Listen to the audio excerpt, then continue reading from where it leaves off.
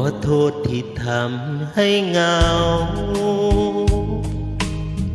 ที่ฉันลืมคนเก่าไม่ได้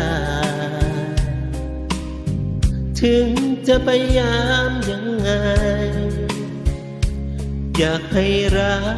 เรามันดี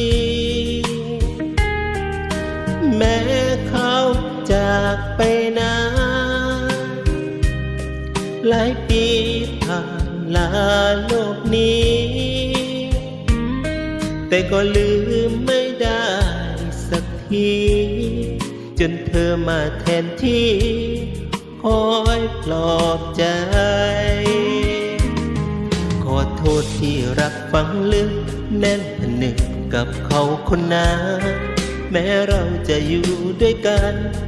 มานานก็ลืมไม่ได้เธอก็ดีแสนดีแต่ฉันมีความหลังฝังใจถ้าฉันดีกว่านี้